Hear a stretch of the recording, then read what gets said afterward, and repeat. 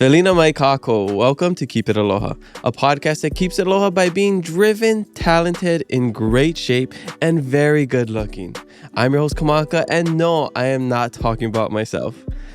I know, it obviously fits the description, but I'm too humble to say anything about my amazing self, so obviously I am talking about our guest today. But before we introduce him, you already know what time it is. It's time for another Hawaii Theater giveaway. Every other week, we give away 2 tickets to the Hawaii Theater, and all you have to do is listen to this episode today when it comes out on Thursday, and head over to our Instagram and answer trivia on our live stream on Friday for your chance to win 2 tickets to any Hawaii Theater show. They got tons of great shows coming up, so head over to their website, hawaiitheater.com, to check them out. All right, let's introduce our guest. Our guest today is an actor and model from the island of Oahu. He is a former collegiate football player for BYU, where he was nominated for 2 national awards before back-to-back seasons with injuries. During his time at BYU, he served in the Puerto Rico San Juan West Mission for the LDS Church. Currently, he is a fitness model and trainer who is dipping his toes into the acting world, so keep an eye out for him. As you will see in a few seconds, we are basically twins, and if you get confused which one is him and which one is me, I am the more Portuguese looking one with slightly less facial hair, muscles, and tattoos. I am so stoked to talk stories with him today. His name is Michael Alisa. Aloha, Michael. Welcome to the Keep It Aloha podcast. How are you doing? Doing great. Aloha lava. Man, that was quite the introduction. Thank you. Yes. Yeah. All very factual things I shared. We are twins. I've always thought that when I saw this, I was like, is this, right? Yeah. When I me? met you in person, I was like, I saw you without your shirt. I was like, am I looking into a mirror right now? I got really confused. Yeah, people always tell me like, man, you're a doppelganger. Yeah, you do the Keep It Low podcast, right? Yeah. Yeah, I'm sure you get That's that my all the claim time. to fame. Yeah. I'm Kamaka Diaz's doppelganger. Yeah, and I'm Michael Alisa. And so your last name is Alisa, right? Mm-hmm. Okay, cool. I had to look that up just because at first I wanted to say Alisa. Oh, Do people say that? Sometimes. Okay, but there's no 2 S's, so yeah, that's why Alisa. Okay, well, yeah, mahalo for coming over. You just got back from Samoa like less than 24 hours ago, probably less than 12, maybe 18 hours ago, maybe. Yeah, so, I don't know. I just threw out that number. Yeah, I didn't actually do the math. Landed late last night. Stopped at Zippy's, of course. Nice. Grabbed a little chicken katsu, and then I didn't get home until like 11 p.m. Oh, wow. So I went straight to bed. I was Nice. so tired. You rode right out of bed. Yeah, but time traveled. I know. Cool, yeah, I saw your story. Yeah, so I left Samoa at 2 p.m. and then on Friday, Mm-hmm. and then woke up this morning, another Friday. Nice. How long is the flight? 6 hours. 6 hours? Mm-hmm. Okay, cool. Because I know people that go from Japan to here. So say like it's their birthday on one day, they spend their birthday over there, they come over here and they got a whole another day. Yeah. So that's something I want to do one day. Like go for my birthday, so I have 2 birthdays. Yeah, like 2 Japan, Christmases Samoa, New Zealand. Oh. You can do that all those places. Okay, solid. Right on. Well, I'm super stoked to get to know your whole life story. I like to start at the beginning. Where you from? Where you grad? And what was it like growing up?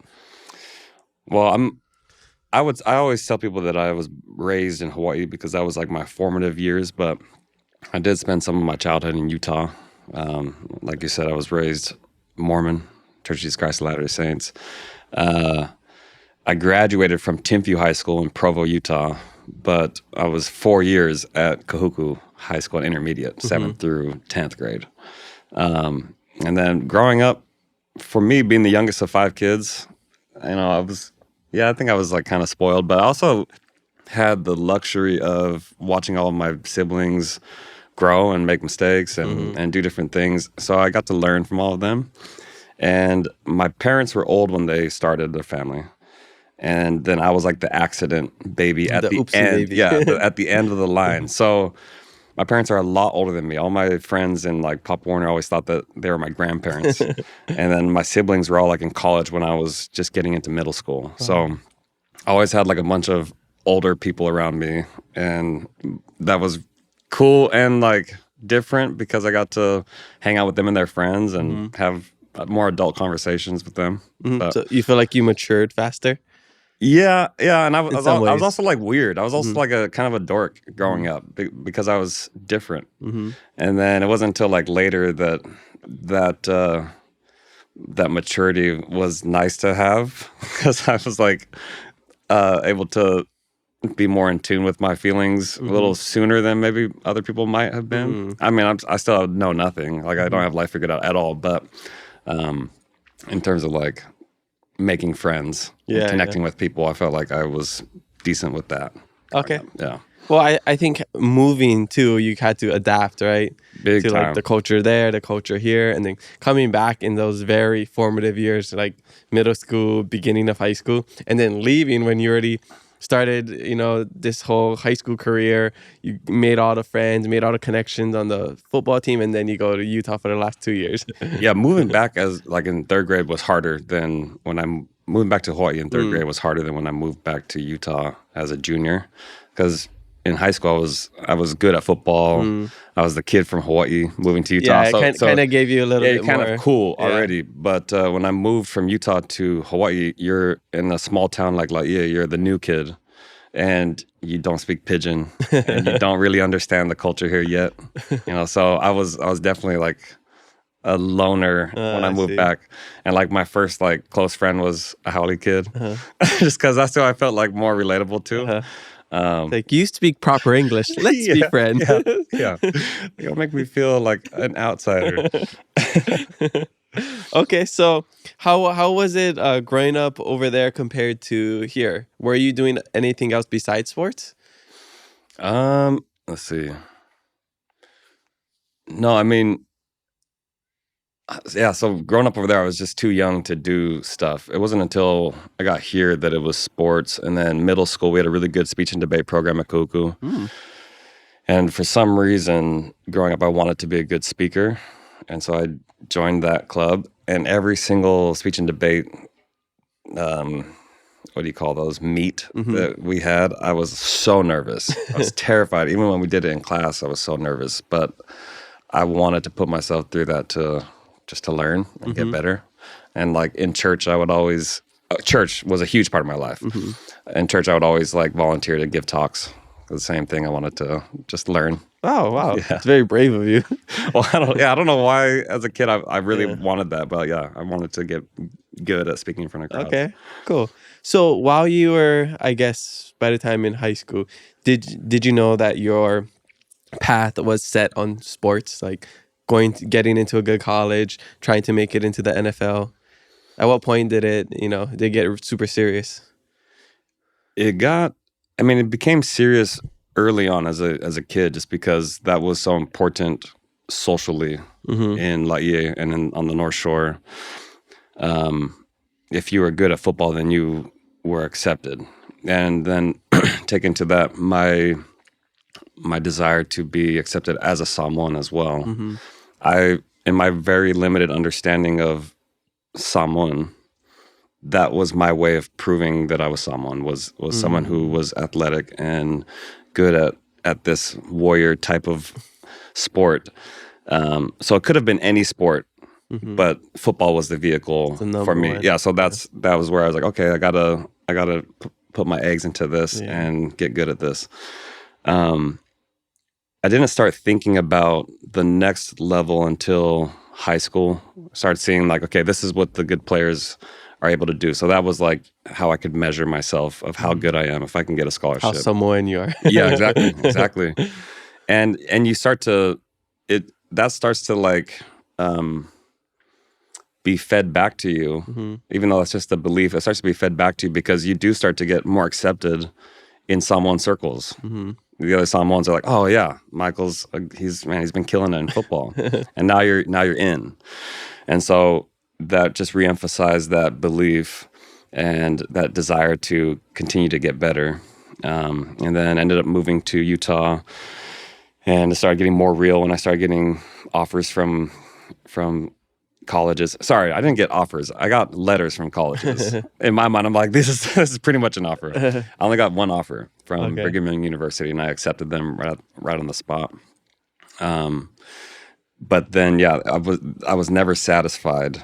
Like, it was always a moving goalpost. Like in high school, I wouldn't be happy. I wouldn't know if I was good enough until I got a scholarship. And then once I got the scholarship, I won't know if I'm good enough until I start.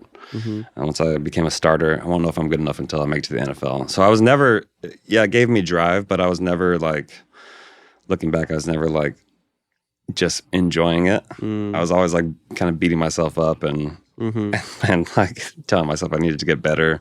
And then of course you have my dad in my ear telling me that I wasn't humble enough, which is like such a Samoan dad thing to do. But yeah, I don't know. That's a really interesting dichotomy of like coming from a Polynesian background, but you're trying to be a starter on this college team to make it into the NFL, where only the best make it to the NFL. You know, so you have to have somewhat of an ego, or this really unrelenting self-belief that I am better than everybody else. But I'm still humble, right? It's like it's such a push and pull, right? Yeah, and I think at times I was probably pretending to be humble because like, I'm not that good. Right. 3 touchdowns, 200 yards rushing. Oh, no, yeah. And that's, in Hawaii, we all know that feeling because we all see it and we all know what it's like to be in that position where like you have a choice to either thank whoever's like giving you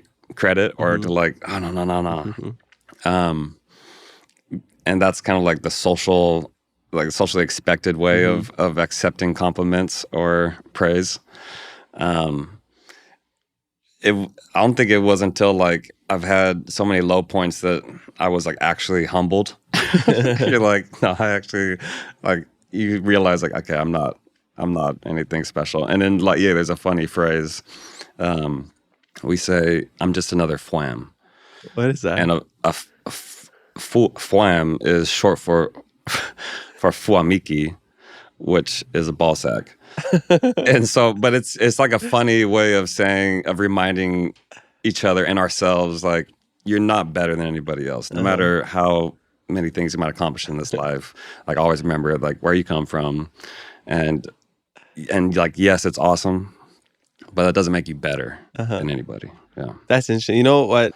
My the biggest compliment to me that I was thinking of just random stuff, because this is after I got a text from somebody, and I'll tell you what it is. But after this, I was just texting, like, I was thinking of underrated things that we love to hear that make us feel good.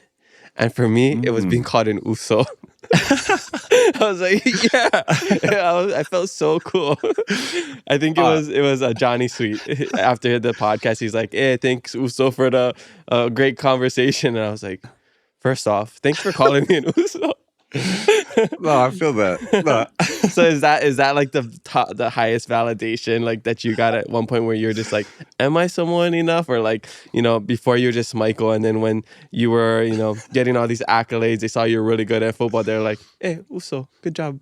You know what? Yes, absolutely. But it didn't happen from football. It was like around after I got my tatau done, I started getting that a lot more, just like, because now you're wearing this like uniform that cannot be mistaken. Like, okay, he's obviously someone.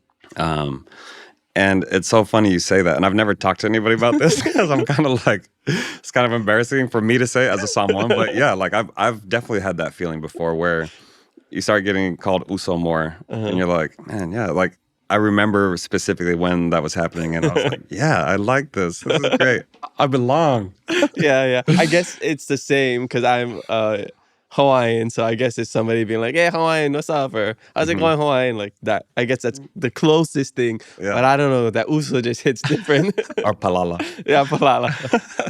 Still, I think uso's just at the top. You ever see those, like, I don't know, I think Barstool Sports posted, it's like they have the little tournament of like top movies in the 90s or top whatever. They have those things. Yeah. So if Uso was in there, it would be the number 1 seed, I think. Yeah. I appreciate that. Top things Polynesians like to be called. Yeah. I agree with that. Yeah. Sure. Let us know if you guys think of anything else that Polynesians like to be called. Yeah. Tera. Tera, Yafira. Yeah. Auntie, uncle. Yeah, some people like it, some people don't. I just started getting called uncle. I love being called uncle. Really? I was on a live earlier today doing the Hawaii Theater giveaway, and somebody's like, how's it, uncle? Yeah, bro, I think I'm insecure about it because of my gray. What? And then on my But it looks good. Oh, thank you. I appreciate that. But like on my TikTok, there was this, it was like 2 years ago, there's this big debate, like in the comment sections, like your age? yeah, people were like, he's lying because I have my age on my profile. Yeah. They're like, this guy's not 33 years old. This was now I'm 34, about to turn 35. Like, this guy's not what he says he is. This guy's like at least 50. This guy, Yeah, you know. don't worry, guys. He is 34. He showed me his birth certificate. It said, I am 34. In crayon. Yeah. Oh, but yeah, so when I started getting called uncle by like high school kids, I'm like, what the hell is going on? I know, I love it. I've had this talk about like being called auntie and uncle, and to me it's respect. I think more guys are open to it. More women, they're just like, I'm not auntie.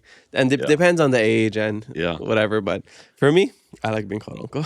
Right on. Yeah. And it's funny because I'm about to be 32. When's your birthday? February 25th. Oh, so that's coming up. Yeah. I'm March 27th. So yeah, you're only what, like 3 years? 3 years old? So we could be at high school at the same time. And like looking at me, looking at you right now, I just feel like the small little freshman and you're like the big stud running back. Not even, man. You're a stud. But like physique wise, you know. Well, right now I'm just like super out of shape. You're coming off the injury. Yeah. But you're doing your rehab. I've been watching. Yeah, I'm trying to get there. My next thing is I need to get a tan.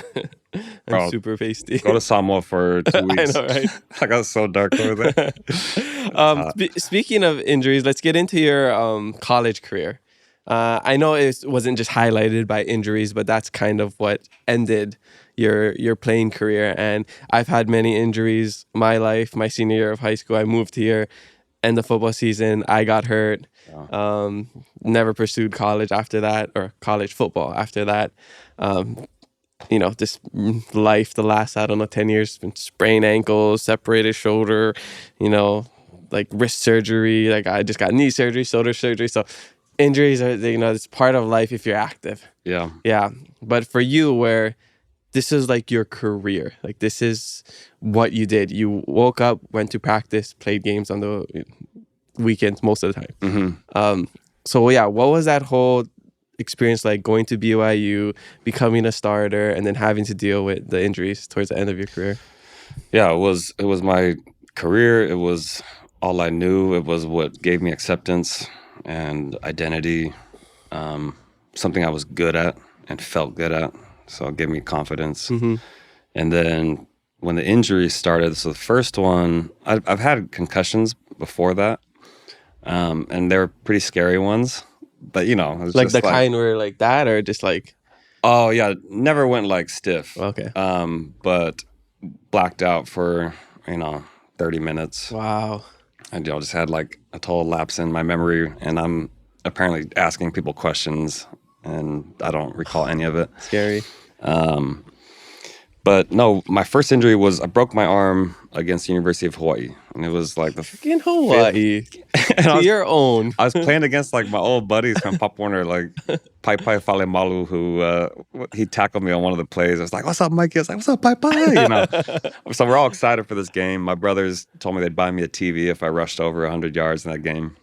And then fifth play of the game, I break my arm right at the goal line.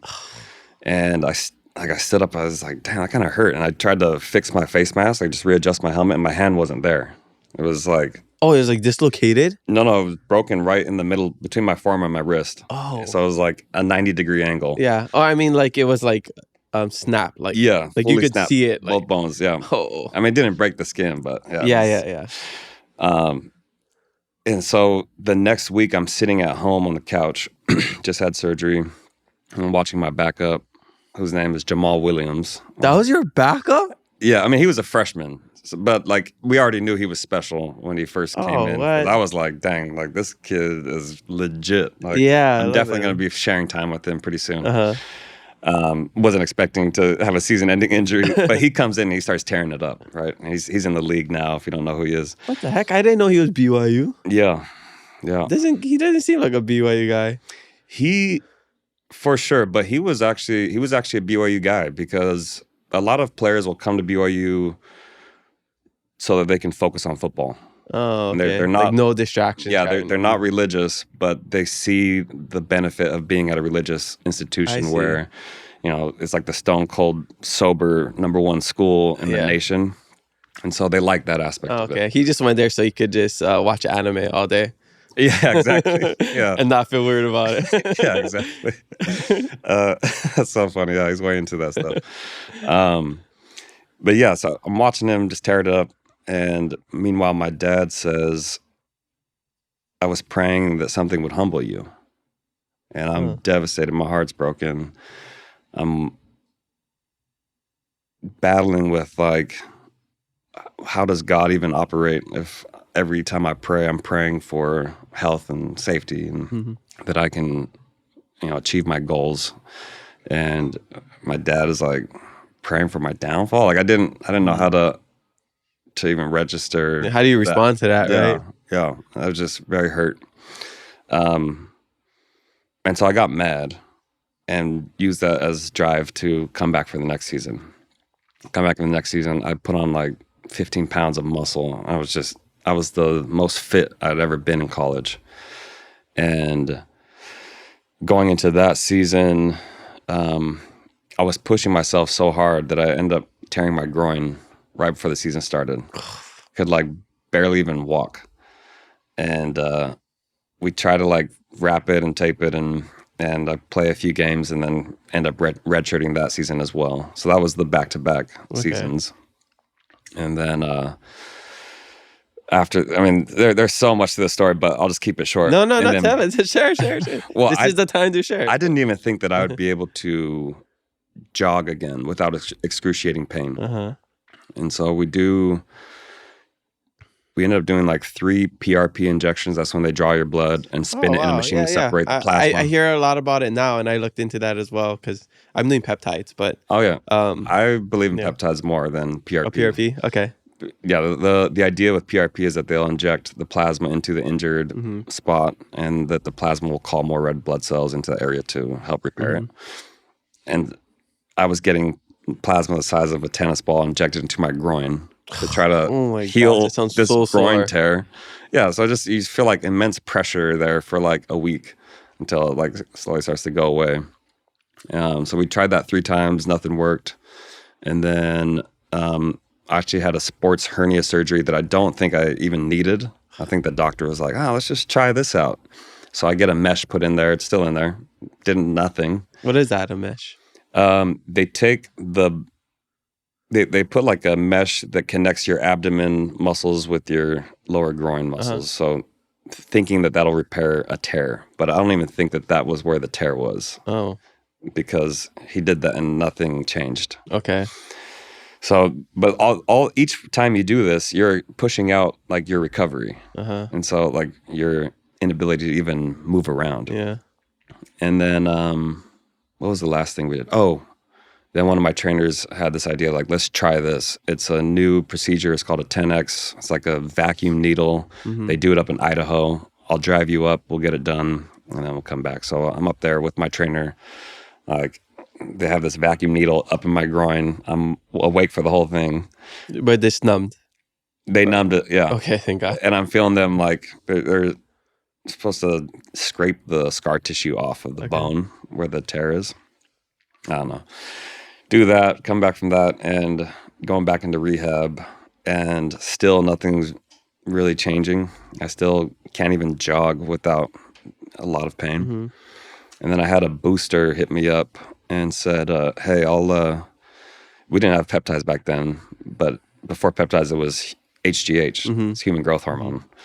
He's like, I'll give you 3 months of HGH, which is illegal in college, but I was so desperate. I was just like, I needed this, and it was such a big part of my identity that I would do anything. And so I took HGH and did yoga for a whole summer, and came back for fall camp, and I was good. Wow. So HH and yoga. Yeah. We got to write that in my notes. So I healed my groin up. And then my senior year, tore my shoulder. I had my shoulder repaired like 3 times. That's crazy. From labral tears. But yeah, I just had so many surgeries. Dang. Yeah.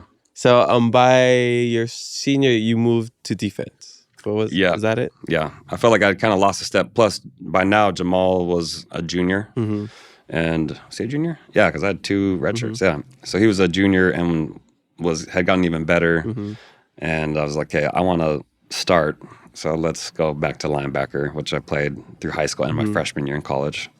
So I did that. Nice. But And then you said on the phone last night, Taysom was the quarterback, right? at the end of my career. At the end of your career. Yeah, I had like 5 quarterbacks while I was at BYU. Yeah. Yeah. Oh, I didn't know Taysom and Jamal played on the same team in college. Oh yeah, they were the duo. I'm a Saints fan, so Yeah, I know Jamal the would have had more rushing yards had Taysom not been the quarterback because we did like the right option and Taysom never gave it. Dude, I love Taysom. He's so good. Every single one of my fantasy leagues this year, I drafted him at the end as tight end. Oh, smart. Yeah, just to get all the points. I'm just like, I mean, he's gonna take reps at quarterback, he's gonna take reps at receiver, and he's basically free in all the drafts. And it worked out until he got hurt. He had a couple concussions, and then he something else, his back or I forget, ribs, I think, or something. Such a balance. But yeah, and he plays like reckless he's abandonment. such a fun player to watch. Yeah, man. Yeah. Yeah. So at the end of my career, I was like already realizing that football wasn't going to be my vehicle to like ride off in the sunset with. And so I lined up a job with a startup and I start working there and I get a call from the Jaguars to come to their camp. And I didn't even do pro day or anything like that because my body was still banged up. Like I'd just gotten surgery right after the season. They're like, will you come out and do camp with us? Which if they're calling you like that, then they need more bodies and like, maybe they would give you a shot, but it's more just like they want good bodies to practice against. Okay. And then they'll start to whittle that number down to the 52-man roster. Yeah. But even then, I was a little tempted just to go put on a helmet and like have a little taste of what my dream was. But I was just. Oh, so you didn't end up going? Yeah, I think by then I was already like, you know what, like. I'm kind of now football kind of makes me sad. I don't know if I want to even do that. Yeah, it's like what could have been. Yeah, so it was hard for me to even watch football for a while. Wow. Now I enjoy it. But what's your prediction for the Super Bowl? This will come out a week after the Super Bowl. Yeah, I'm rooting for the Eagles on this one. I've just seen too much. I've seen too much with the Chiefs and the refs. I'm not a conspiracy theorist, but it's just a lot. No, I agree. My take, Chiefs are gonna win, and just because I'm not a Chiefs fan, it's just watching every single game this season. I do not know how they win because if it's not the refs, it's like a blocked field goal, a muffed snap. Like something weird happens a missed field goal.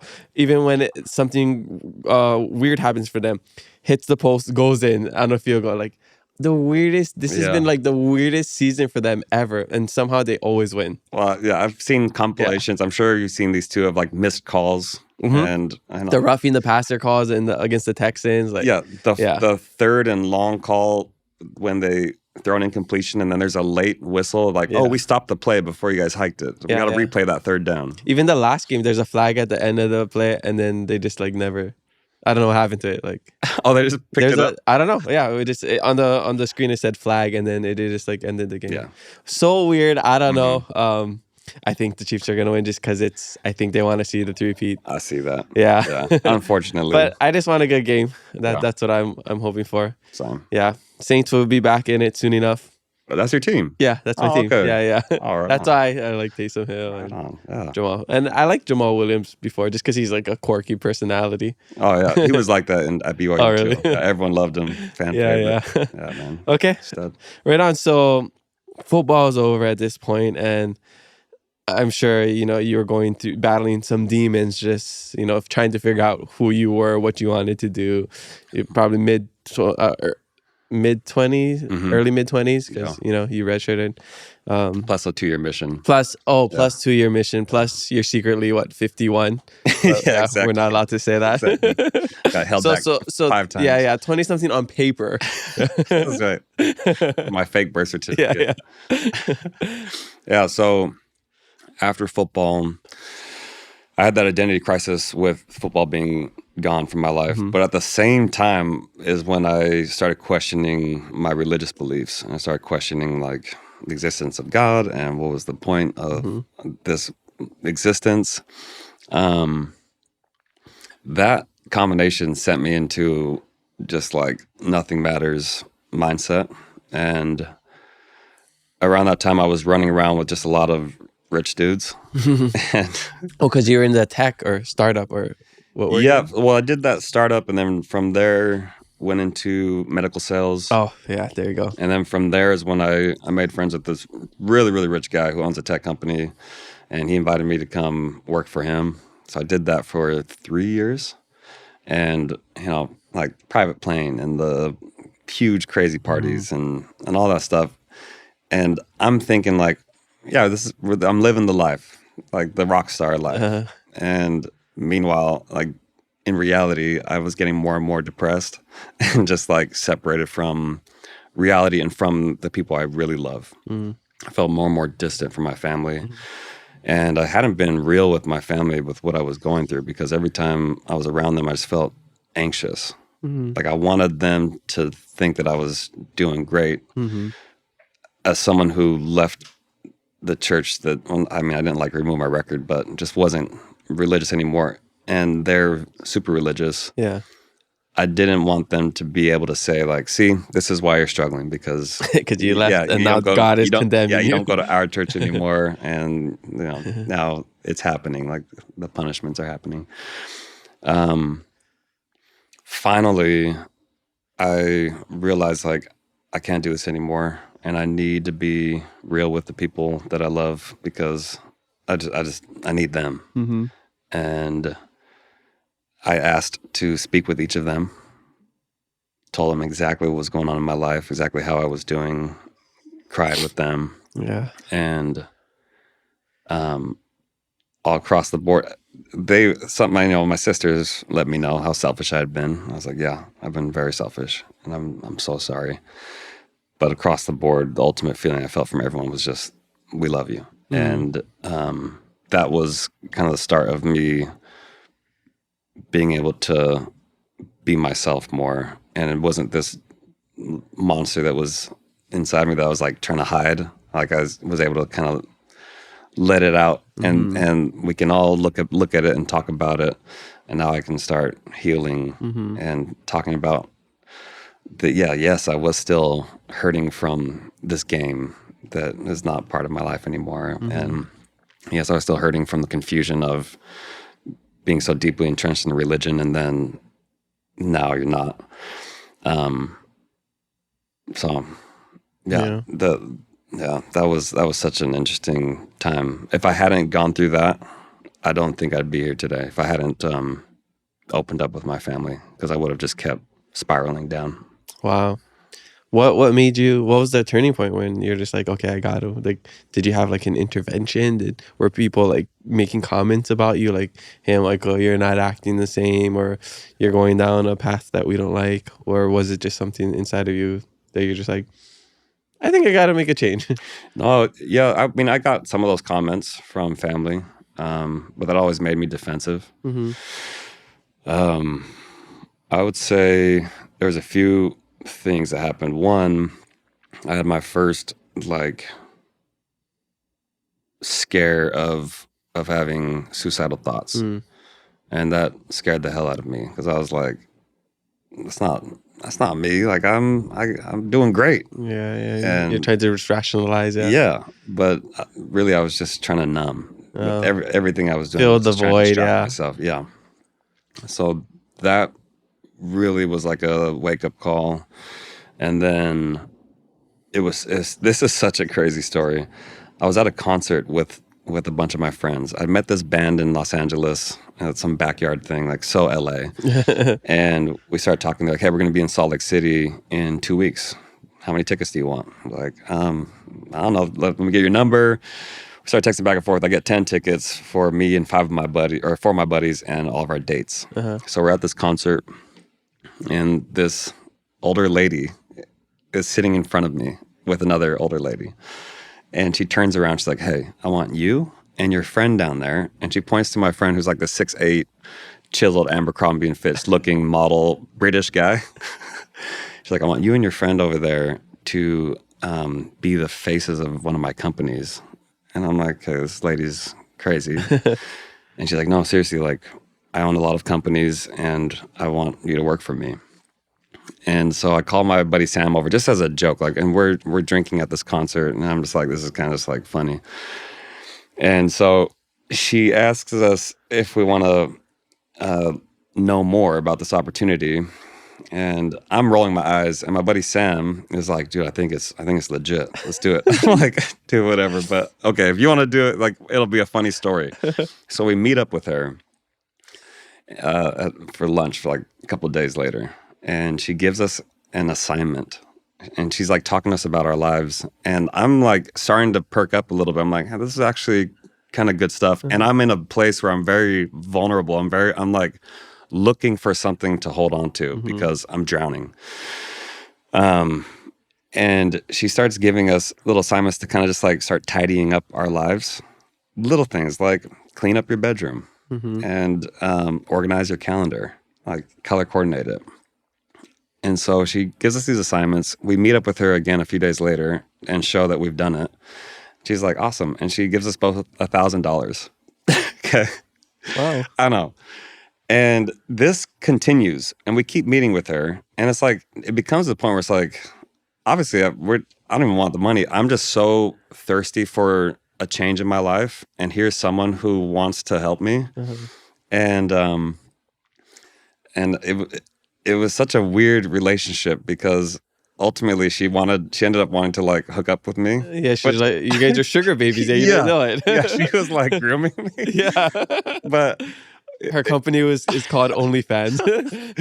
But it was so like, and Sam and I it was my buddy Sam. We'd always talked about it because we were like, this is so crazy because she never hinted at any of that until like the end of the relationship. That's when we called it. We're like, okay, now it's getting weird. Yeah, we thought you were just like this guardian angel, like, you know, super nice lady, which I think she is, but I think she had some mental stuff going on too.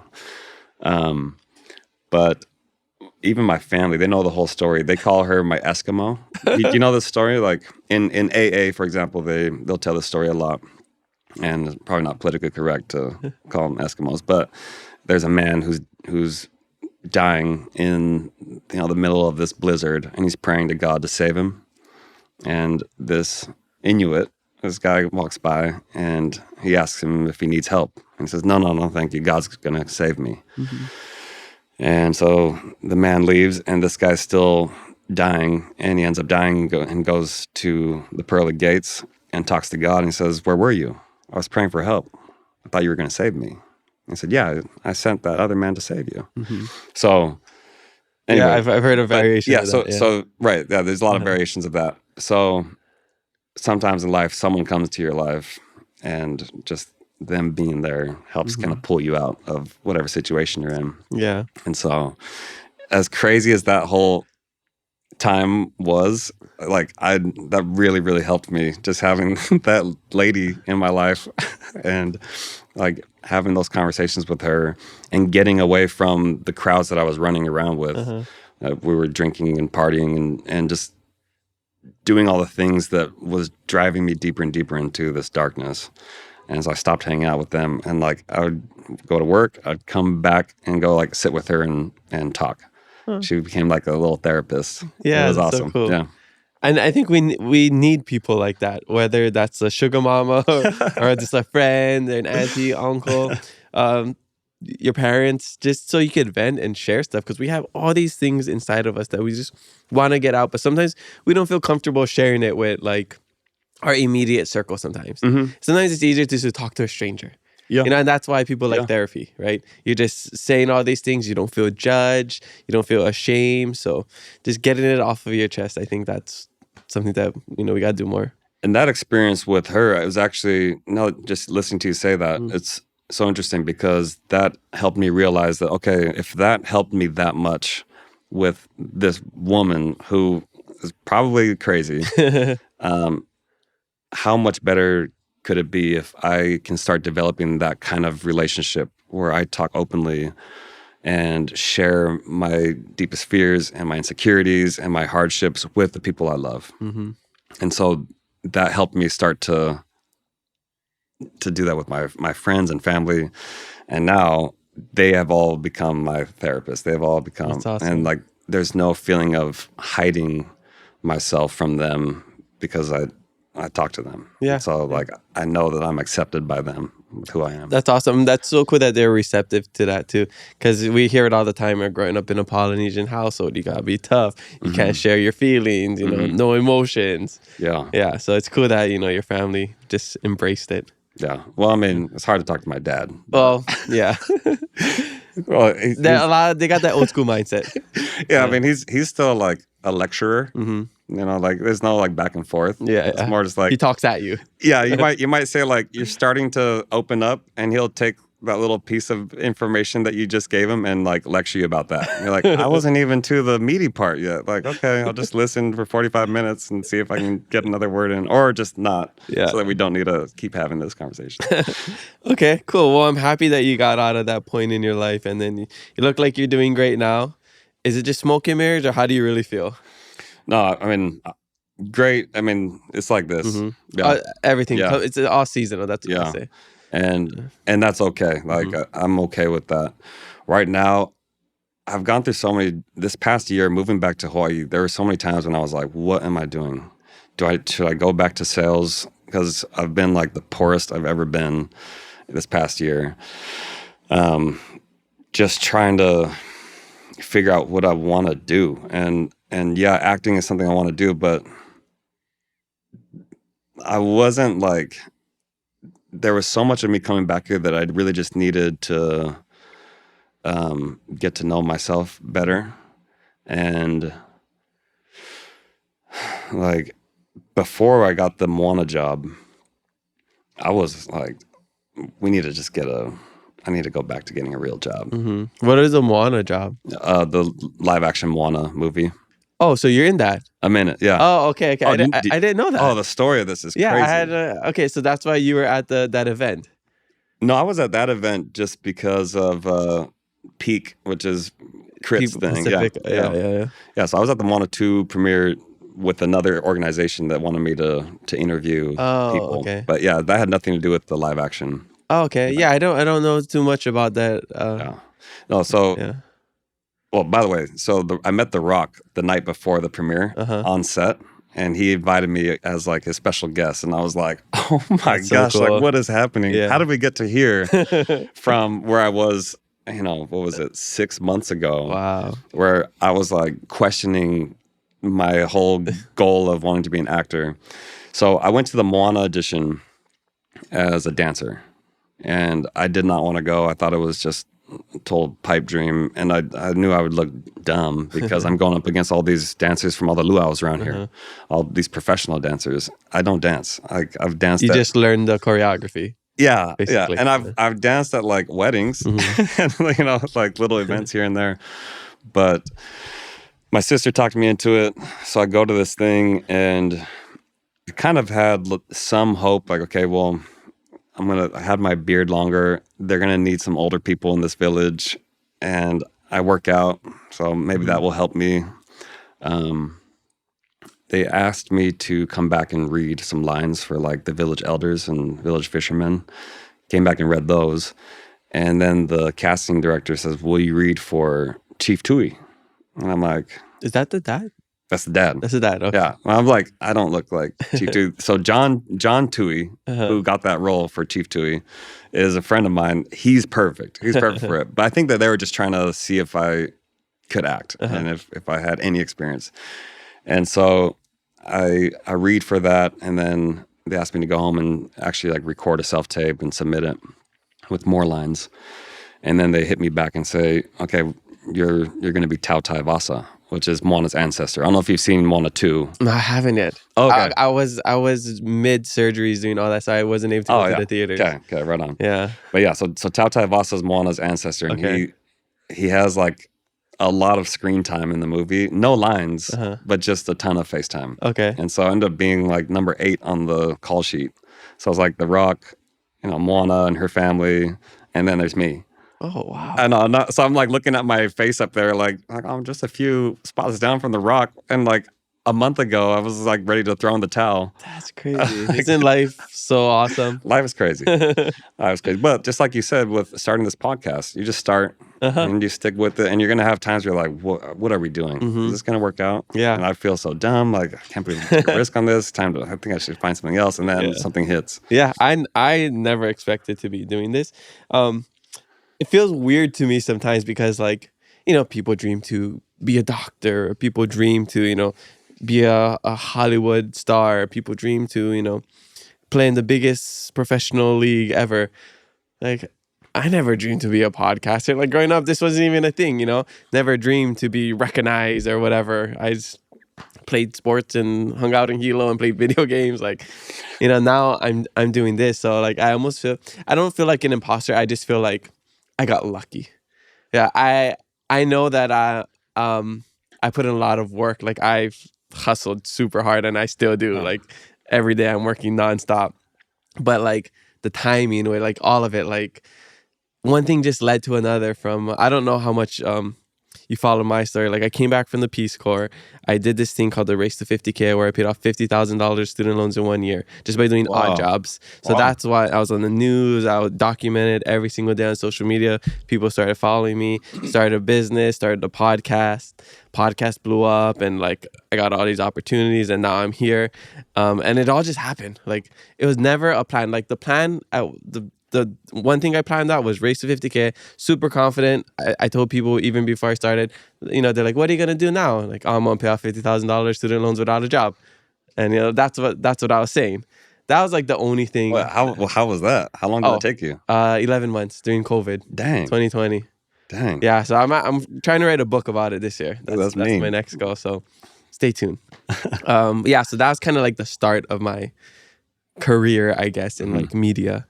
That's kind of what people started to know me for, as that, like, student loan guy. Dude, what a good like igniter to have a crazy big goal like that and put it out to there. Just hustle, to announce it, accountability, and then to just hustle. Yeah, I had long hair, facial hair, everything. Oh man, I love it. Like Forrest Gump, instead of running, like running. Yeah. So yeah, like that stuff like that. I just did it. I just had this crazy idea. I did it, and now, and especially coming from the Peace Corps, living through that, and accomplishing what I did over there, gave me the confidence to do whatever I want. That's why I was so confident. Like, if I could do the Peace Corps, which was the hardest thing I've ever done, which will be the hardest thing I've ever done, I can do anything. Yeah. So I had this crazy belief in myself, like, oh yeah, here's my book about the Peace Corps. Right over here. Go far. So far, yeah. Dude, I love it. Oh, so far. So far, yeah. I love it. Yeah. So once they told me, and then the podcast too, and I think I've talked about this before. Like, my Hawaiiverse team told me, hey, we should start a podcast. And I was like, I don't want to start a podcast. I love podcasts, but I don't want to start it. So they forced me to do it, and I didn't even want to do it. And now I do it for my career. So it's just so crazy how life works like that. Okay. You talked about all these things you've done that give you more confidence. I need you can you teach me how to be more confident? It's so funny because you looking at you, you're like, this guy's confident. He got it going, No, I like, there's still that little boy in me that because of the humility thing. Yeah. There's still that little part of me that, like, I battle. And I don't know. My thing is, like, I don't really, how do I say this? Like, I'm confident in who I am and what I do, but I don't, like, brag about who I am. I talk about the things that I do. Yeah. Like, my podcast is great because I put the work into it, but I'm not really trying to, like, put myself up. Like, I want my podcast to be big for the other people that come on it, so that they have a bigger platform to share the story. And I'm confident that I can provide that for them because of all the things that I've done. And I know it's going to be successful because of past experiences. Like, I know whatever I touch, it will be successful. And not because, like, I'm super confident or arrogant. I know because I will work harder than anybody else. And I can be more consistent than anybody. Like, from the Race to 50K, every single day for 300 something days, I woke up, planned everything out, posted every single day on social media, posted on YouTube, posted on Facebook, a whole recap every single day. No matter if I finished the job at like 1 a.m, I didn't go home and sleep. First thing I do, go on my laptop, document everything, share it. Like, so doing that, I knew like You have what it takes. yeah, and like in sports too, like sometimes you don't have to be the most talented, the fastest person on the team. You just have to work harder than everybody else. So for me, I just feel like I got that, like, I'll work hard and I won't stop until it's successful kind of thing. Even when I did this, I said, I'm going to have the most successful, biggest podcast in Hawaii. I tweeted it. And I did the same thing with, like, I'm going to pay off my student loans. And it happened. So manifesting. Yeah, and speaking it to existence and then work, you know, because one thing is just talking about it. But, you know, I think for me, I like putting it out there because it makes me accountable. Like, I just told like thousands of people that I'm going to do this. I better go and do it. Yeah. So I just heard something recently that reminds me of, because I'm always, anything that has to relate to this, like I'll listen in because it's still something that I'm working through, right? And so I'm always trying to like gather more information to help me get over that hump of like it's okay.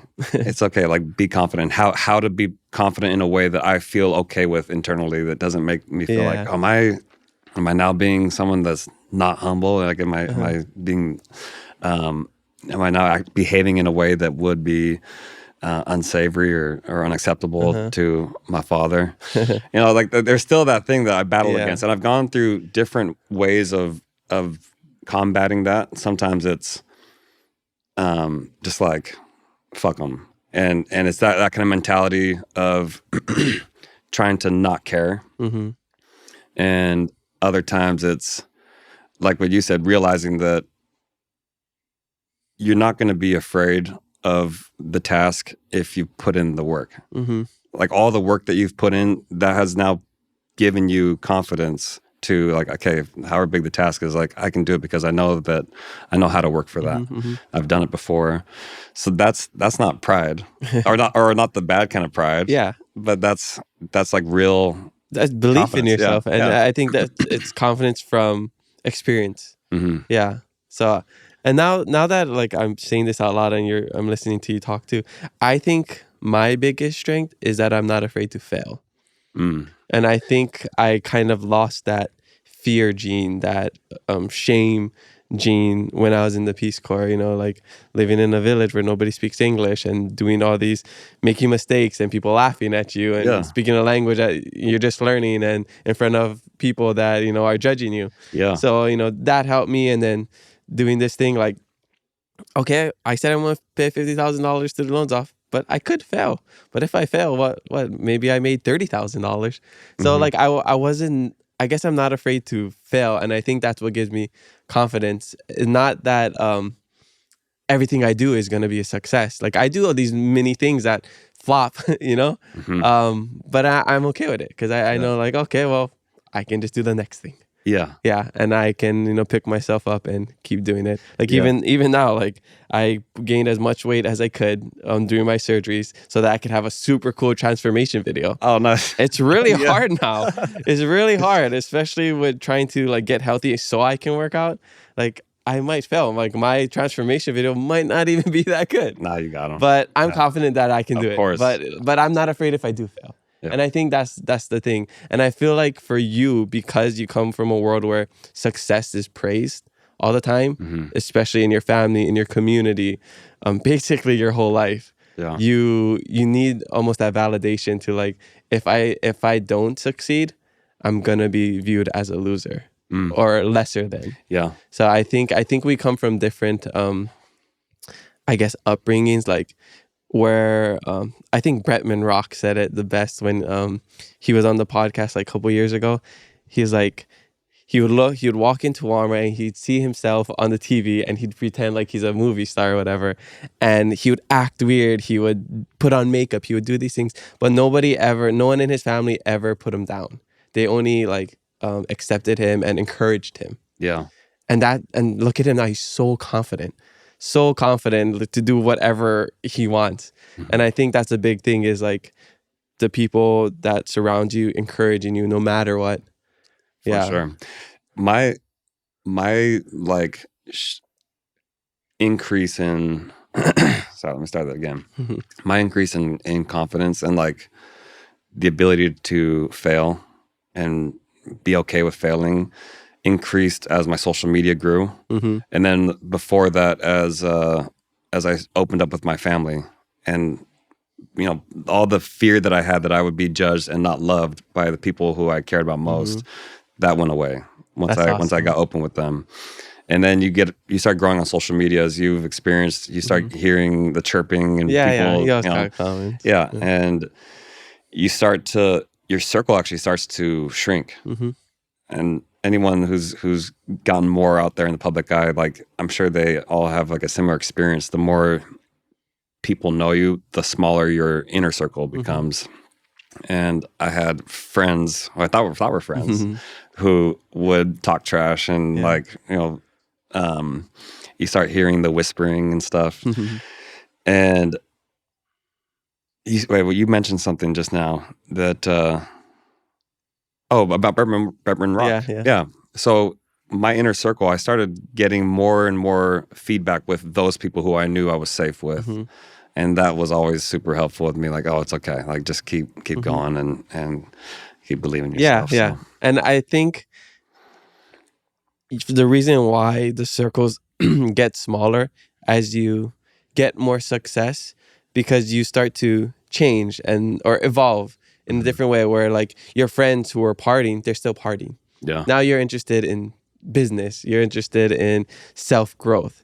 And some people, they don't have that same drive. They're okay with just, working 9 to 5 and then going to pauhanas every now and then. But you're skipping out on that so you can practice lines, so you can, figure out what's next in life. So I think that's what happens, where you kind of separate from people, where I'm still friends with people, but I don't hang out with them anymore, just because like my life is so different than theirs. Even though they were my closest friends at some point, like we're cool, but we don't really hang out because we're not interested in the same things, And I think as the social media following gets bigger and there's more noise, we seek peace a little bit more. And for me, it's like peace doesn't come from going to all these events. It's because like me staying at home, watching some whatever's with my girlfriend, hanging out with my family, my small group of friends. Like I tell people all the time, I know a lot of people, but I don't hang out with a lot of people. Yeah, same.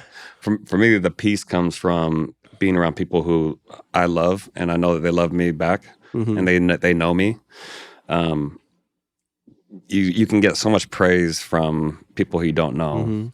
But I experienced this before my social media grew. That's what I was living in Utah with all these rich guys. It's like I would find myself in these parties and in these rooms and these private planes, and you're like, I don't know if anyone here actually cares about me.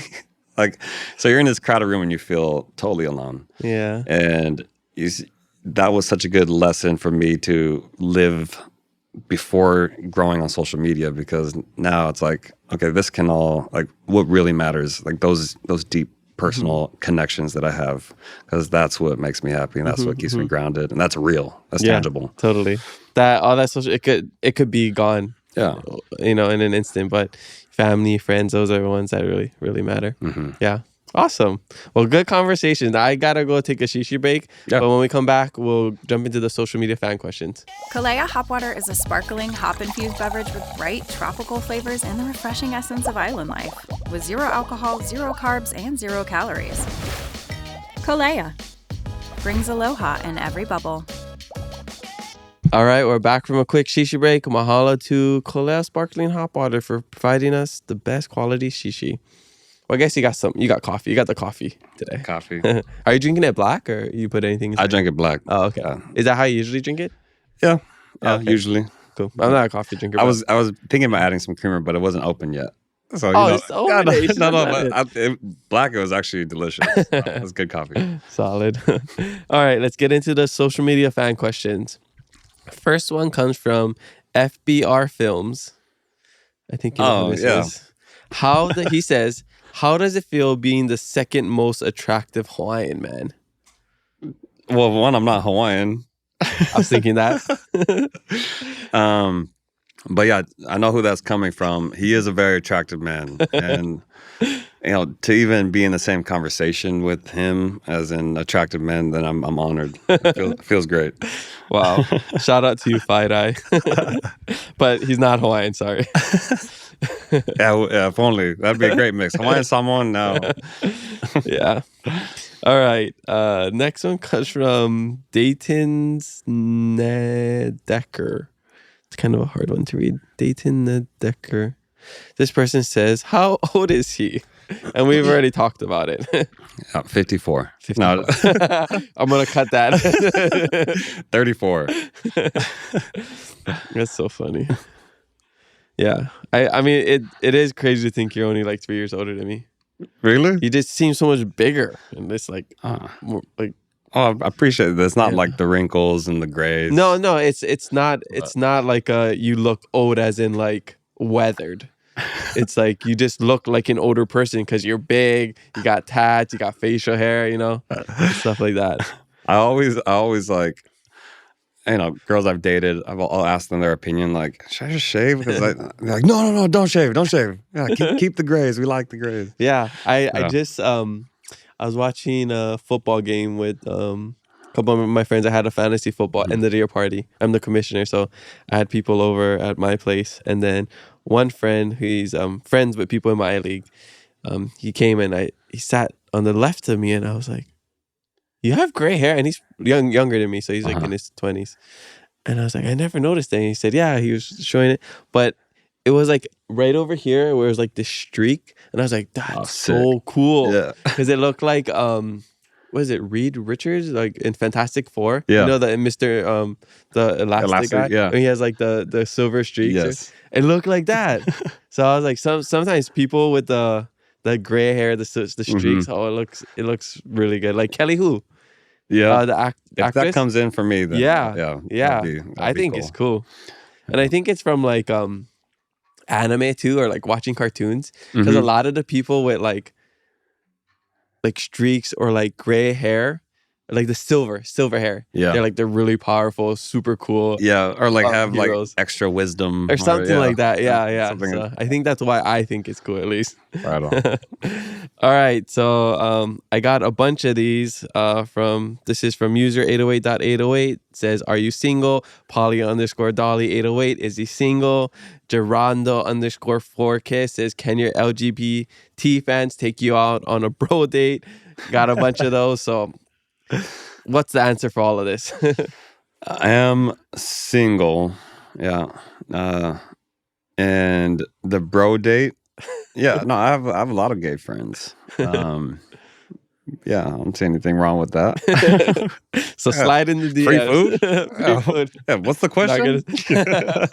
I gotta say, like, my gay fans, like in my DMs, like they are the best. I mean, I've had some really gnarly DMs, all from gay guys. Like I always joke with my girlfriend, be like, "Oh, check out this person slide into my DMs." Yeah, same. And it's just like, in the comment section, like it's the gay guys. I was like, "Look, this person just said this. Are you jealous?" Yeah, the best fans.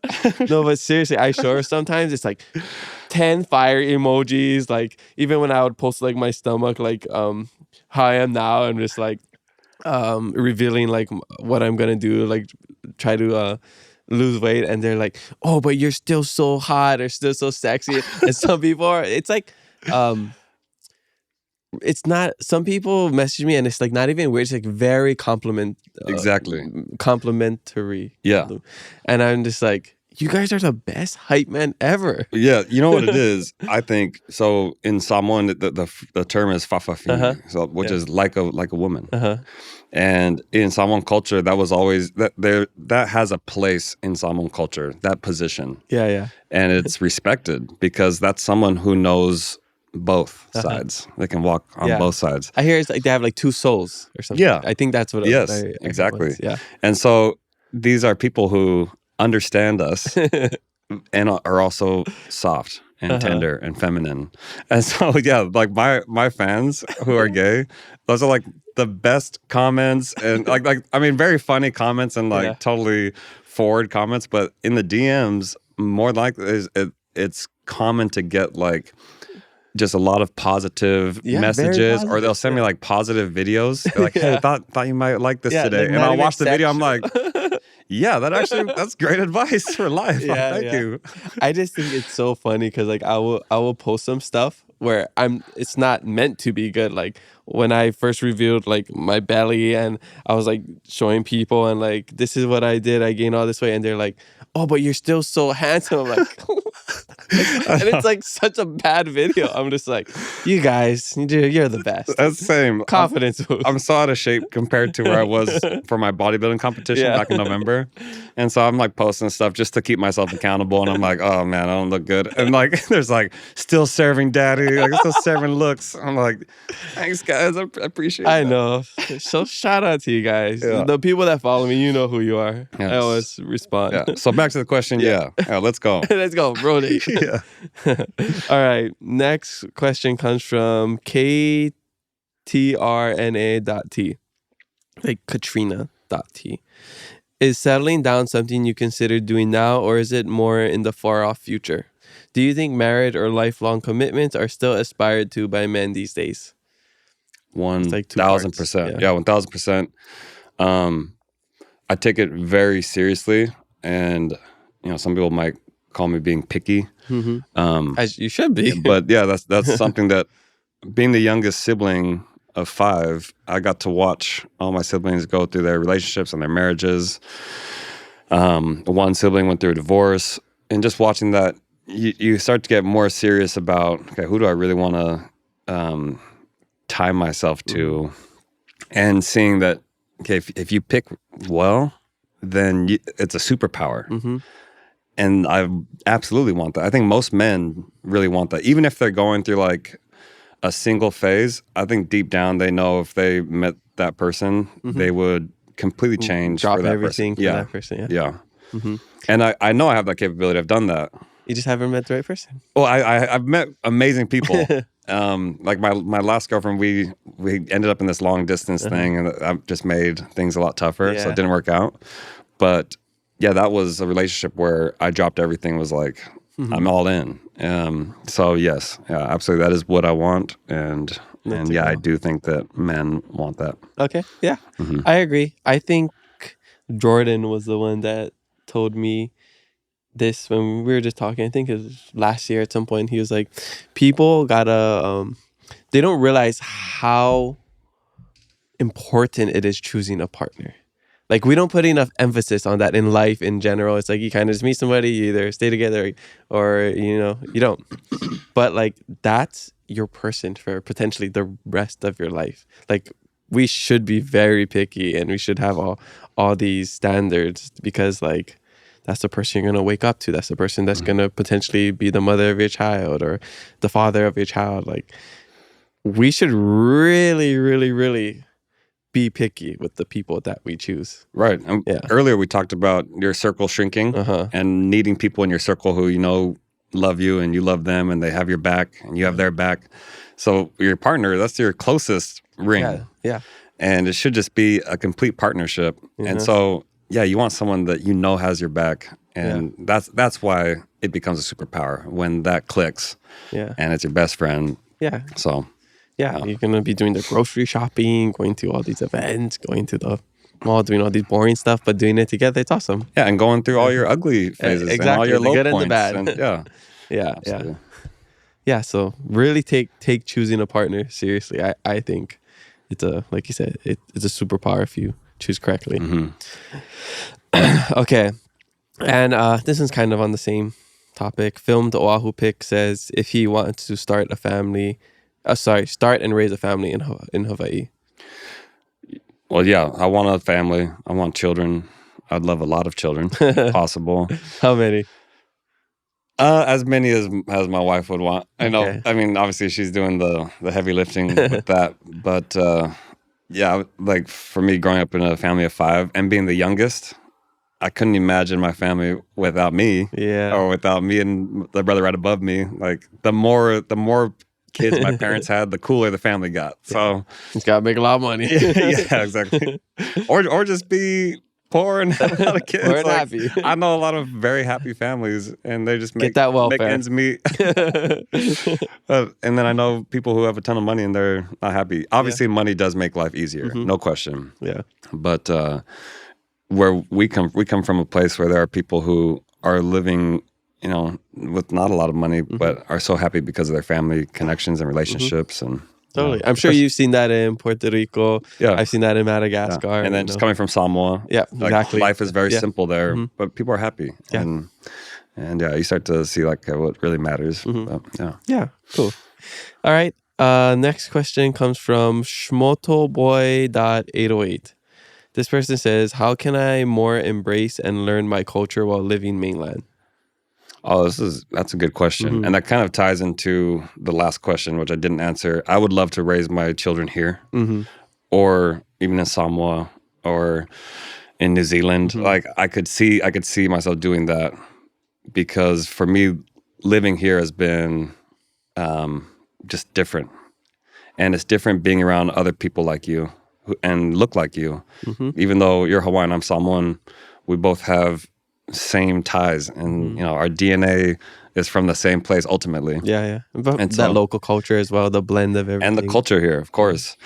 And so living in the continental United States or living off the islands, I think, sorry, what was this question? How can I embrace and learn my culture while living in mainland? What I've seen from people living in California and Utah of Pacific Islander descent, what they've done is they connect with other Pacific Islanders, for sure. They try really hard to learn the protocols of their culture. The first time I saw like a real awa ceremony was not here, wasn't in Samoa, it was actually in Utah. And the kids were doing it. The parents had taught the kids how to do the full awa ceremony. And it was right before I got my tatau done. So we did the welcoming ceremony for the tufunga, and I was so impressed with these kids doing all the protocol. And the tufunga even talked about it. He said, even in Samoa, we don't get this. This is so beautiful to see this so far away from our homeland out here in Utah. I would have never guessed. But that was one of the most beautiful welcoming ceremonies that I've ever been a part of.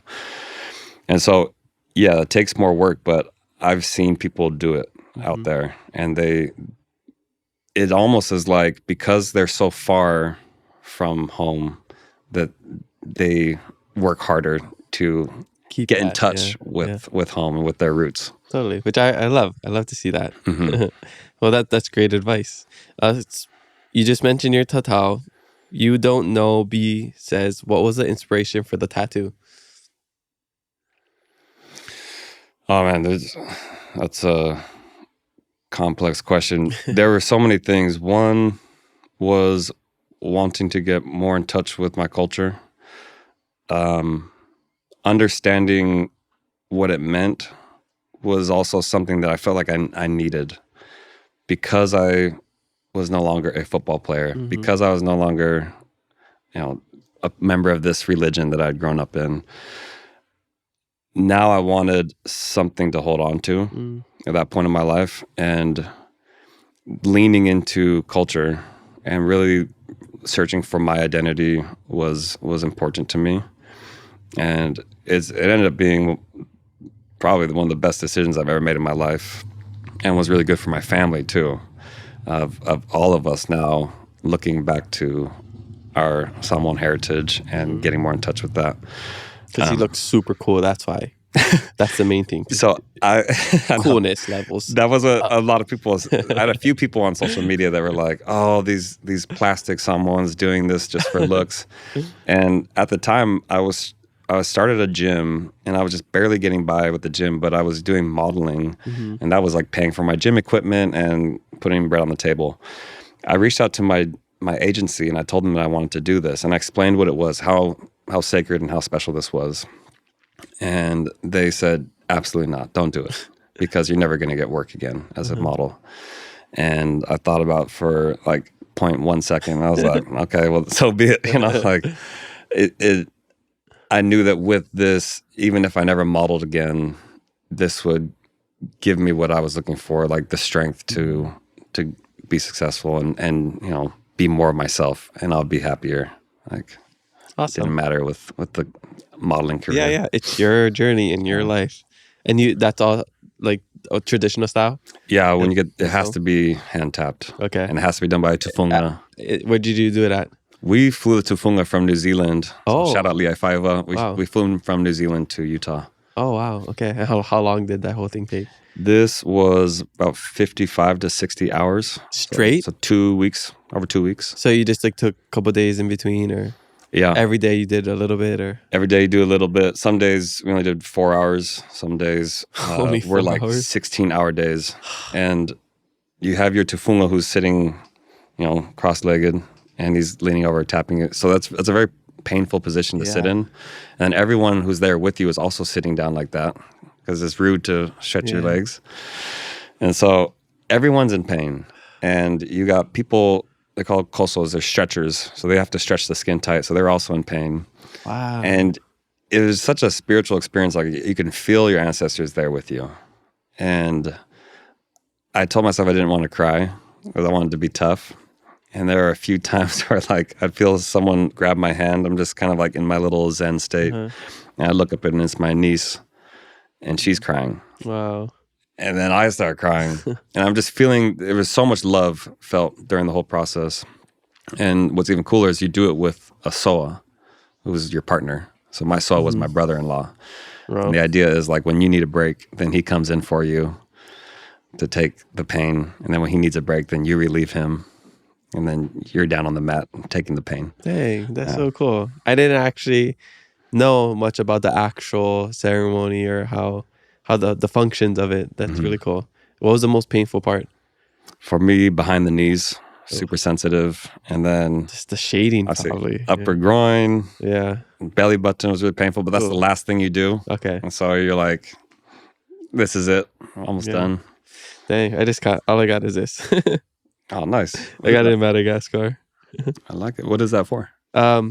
It's ohana written over here, Yeah. and it's on a rice stalk. So in Madagascar, rice is life. And for me, even though rice is life, ohana's in front of the rice. And then there's 6 letters, me and my 5 siblings, ohana. And then the island of Madagascar is the okina. Because everybody always forgets the okina on ohana. Everybody doesn't know Madagascar is a real place. And then there's 8 rice stalks for the 8 Hawaiian Islands. I love that. So that trip, that 3-year experience was It's big for you. life-changing. Yeah, totally. I went there right after college when I was 23, I think, and got back when I was 26, changed person. Yeah. Yeah, totally just, when you live without, running water, sometimes no electricity, you're learning a language, you're seeing poverty, you're living in poverty, it's not like you go on a vacation and you see beggars. Like that's like my everyday life, Yeah. and like having to like figure things out on your own and survive like medical stuff. Like I had appendicitis when I was there and I had to get surgery and all these stuff. In Madagascar? In Madagascar, like fleas burrowing into your feet and digging out the eggs and like these diseases and like taking medicine so you don't get malaria and stuff like that, like Jeez. every day it's like something. And just traveling like to closest city to me was like 4 hours away on like super bad roads. And if it rains then you can't even travel, you just gotta stay home. So like all kinds of different things like that. Super isolated. Yeah, and then that's not even mixed with like the job that you're trying to do. And I taught English for 2 years. So yeah, it's just totally life-changing. What a cool experience. Yeah. It definitely made me who I am today. Yeah. Yeah. That's awesome. And one thing I tell people too is like, I also studied abroad in Spain and Argentina. So I minored in Spanish. So I got good at Spanish. I learned Malagasy. Hawaiian is my first language. So when I was starting the podcast, I was like, well, if I could have conversations in Spanish, Malagasy, Hawaiian, I could have a conversation in English. Podemos hablar en español si quieres. No podemos. Yeah. That's awesome. Yeah. Tengo que practicar más. Yo también. Yeah. Practico en Duolingo. I've used that app a couple times. I wish they had Samoan in it. They don't have Samoan? They added Hawaiian. I saw that. Yeah. Maybe Samoan's in there. I need to check. Maybe. Actually, I don't think I ever saw it, but maybe they'll add it. Okay.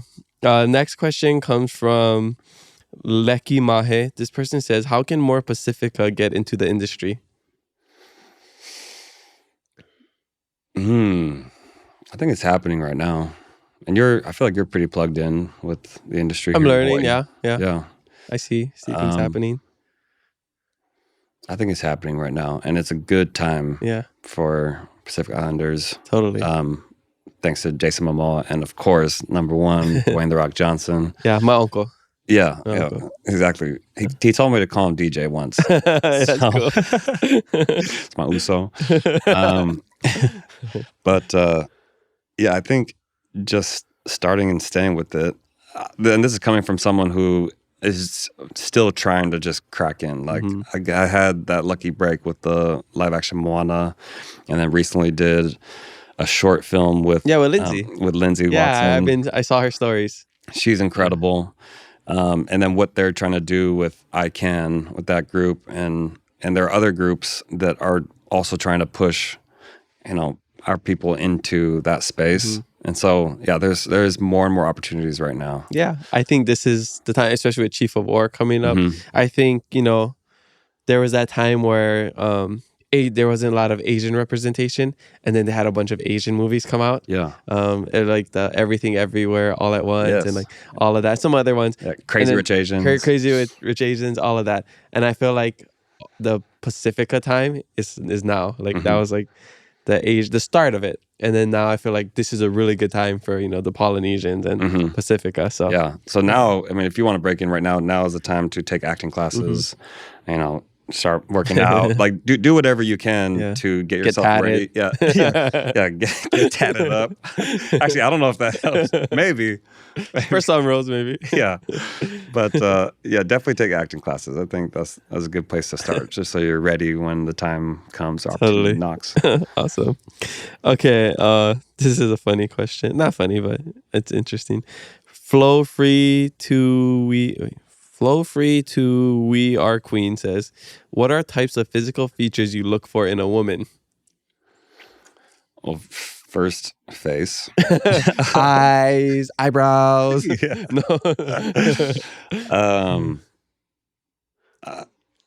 I don't know. Like, is this like, am I a butt guy? Or I think I like a beautiful face. I like. I'm guessing active. You're active, right? Yeah, active. I do lean a little more for like what I'm looking for. I do lean more towards Pacific Islander. Want that strong babies. Want that first round draft pick.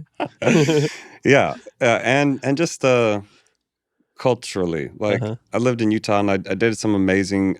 Here too, I've dated amazing girls who are not of Pacific Islander descent.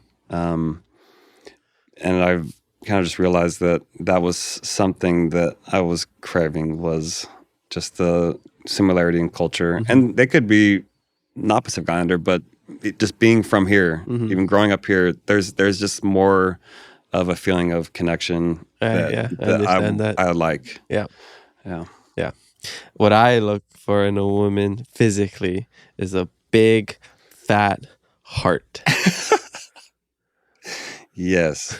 I love you, Faith, and your heart. Okay. These last questions, my stepdad just texted it to me right before I got here. He's like, hey, you want more questions for Michael? And I was like, I actually got a bunch, but these questions are really good. So I'm gonna ask it from my stepdad, Kalo Robinson. He says, does his weight management routine consist of good nutrition, cardio, and weight training? Can he expound on each? Yeah, for the most part, decent nutrition. I'm not super strict about what I eat or don't eat. I just prefer more whole foods. Of course, I ate 2 bags of Amos cookies this morning for breakfast, but you can have those days. Yeah. I like to let myself just eat whatever I want, but I definitely lean towards trying to get more low-fat protein and whole foods. Okay, like what's an example? Well, here in Hawaii, we're lucky because we have taro and breadfruit. Yeah. So I try to go with those as much as possible. I think they're way better than potatoes. Potatoes are good too. What about sweet potatoes? Sweet potatoes for sure. Okay. Yeah, and that was what I was on during my prep. Okay. They wanted me on rice, and I requested if I could not do rice and just do sweet potatoes. Okay, cool. So, and it's way more filling than rice, so you don't need to eat as many calories to feel satiated. And then, what was it? My workout routine? Cardio, weight training. And then he also says, what about sleep, mental health, and spirituality? Yeah, so I think that they all kind of go hand in hand with each other, especially for me with staying active. If I can feel it when I'm not training regularly, I try to just do something active. Even when I'm traveling, I just do body weight stuff every day. I'll do like 100 push-ups and 100 lunges, and I'll bring my bands just to do like some back stuff. But just something that I can feel a little muscle soreness. Yeah. I feel like I worked. A little bit of a pump. Yeah, that helps with my mental health. And then sleep is something that I struggled with my whole life. I was having a hard time falling asleep. I finally got a sleep med prescription like 4 years ago. Okay. 3 years ago. Is that called marijuana? No, it was Ambien. Oh, okay. And that really helped me get my routine back on track, because I was like so desperate that I was in Mexico once with some friends, and I bought Xanax over the table just to help me sleep, because it was either like I'm drinking myself to sleep or I'm not sleeping, or I'm staying up till like 4 a.m. and then passing out, and then I'm waking up late. Yeah. And so finally getting a doctor prescribed medication to help me fall asleep was such a game changer. Now I rarely take it. Yeah. In fact, what I use now is I'll take 5 deep breaths. I'll get comfortable, take 5 deep breaths. There's like a military training thing that I saw. Yeah. And then after my 5 deep breaths, I'll just count to 20. And it'll be really slow. So I'll be like 1, 2. And sometimes I'll like lose track. Like my mind will wander, but then I'll get back to counting like, 7, 8. And I rarely make it to 20. Wow, that's cool. And it's incredible. That's something I've struggled with my entire life, and now I can fall asleep like that. Cool. Yeah. I had trouble kind of falling asleep. I have trouble staying asleep. Like I only sleep for about like 4 hours and I wake up every time. And I don't know if it's from when I was taking the pills in Madagascar for the malaria. I think it's from around that time where I always wake up, and then usually I fall back asleep. Yeah. So, maybe I gotta go look into that stuff. And it only works if you actually want to fall asleep. Yeah, maybe because that's something that I struggle with too. Like I would fight it. Yeah. Like I didn't want. There's something about falling asleep to me that felt like I was like, I'm not gonna let it beat me. Yeah, it's gonna be like vulnerable now. Like, yeah, exactly. Yeah, I know. I take these like sleep, like CBD, sleep stuff, or like these like melatonin stuff, and it doesn't really knock me out. I don't know what it is. Those never worked for me either. Yeah. So maybe I gotta look into something else. Okay, and this is my favorite question that he asked. He says, he's got an awesome body, but as a Polynesian, we're always surrounded by good local food that isn't always the healthiest. How does he moderate that? Yeah, for sure. I try not to eat too much rice. So last night we stopped at Zippy's on the way home from the airport.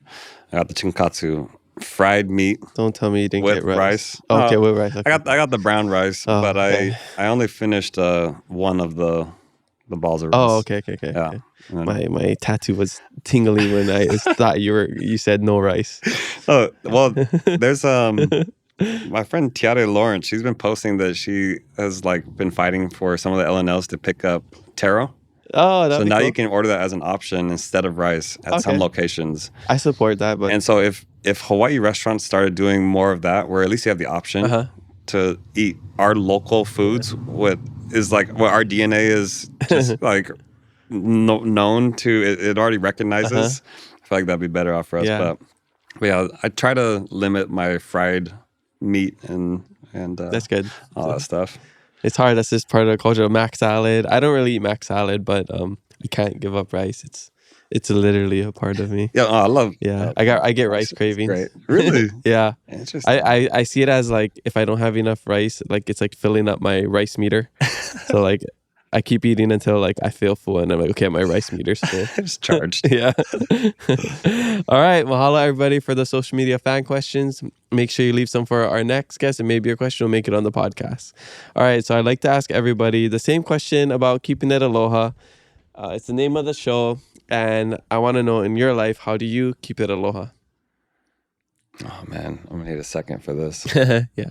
Think as I drink. Yeah. How to keep it aloha? Yeah. I'm actually going to step out and get water. You can keep thinking. Yeah. Wait, what does that mean? However you want to interpret it.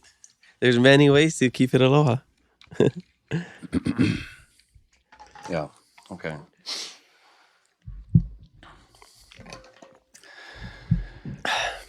How do I keep it aloha? One thing that I love about Pacific Islander culture is wherever you go, anyone you meet, and you find out they're from Hawaii or Pacific Islander, you try to establish a connection. Do you know this person? Or in Hawaii, what year did you grad? Yeah. Because we're trying to figure out how we know each other. And if we have multiple people that we have in common, I think that's such a beautiful part of the culture. And in Samoan culture, when you go to another village and you give a speech, you'll recite your genealogy and recite their genealogy until you can find where we meet. And that's to say, we are ainga, we are family, rohana. Wow. And so when you think that way in our culture and you keep it aloha, that means in some way we're all connected and we're all one. And we are all family, ohana, ainga. And so that is a great way to remember to keep it aloha. Wow, that was a great answer. You thought of that fast. It's a great way to keep it talofa. Yes, Does that work? Alofa, sorry. Yeah. Talofa is just a greeting. Yeah. Alofa. Mm-hmm. Keep it alofa. But that's why I love aloha, because talofa means to face someone. Uh-huh. And alofa is love. Aloha is both of those words combined, right? And you're giving life, you're giving breath. Yeah. Cool. Oh, I mean, this is something I should share with you because you'd probably be super interested in it. So when I was in Madagascar, I learned the Malagasy language, and the Malagasy language is actually in the same Austronesian family as Hawaiian, Samoan, Maori, all those like Polynesian languages. The language in Madagascar is the same. And I don't know how, because it's on the other side of the world. No, I once saw there was a theory that people had immigrated from there. Yeah. And like around Australia or to like Indonesia, and then through the... Maybe, I don't know if it like broke off from India and came down here, or that's like one of the theories I heard. Yeah. Yeah, so I don't know, but like in Malagasy, the mafana, can you guess what that is? Mafana. Family? No. Mafana. Oh, mafana. I think it's similar to the Samoan word, like mafanga. Mafanga. I think that's what it is. My vocabulary. Like warm, or like... Oh, interesting. Yeah. And like the letter, I mean the numbers fitu valu. Yeah. In Hawaiian, ehiku e valu. Yeah. Okay, this one. Okay, you should know this one. Yeah, fiku. That's fiku valu. Lanitra. Lanicha. In Hawaiian, it's lani. Oh, heaven? Langi. Yeah, langi. Yeah. Yeah, it's all similar. Oh. Isn't it super cool? That was very interesting. Yeah.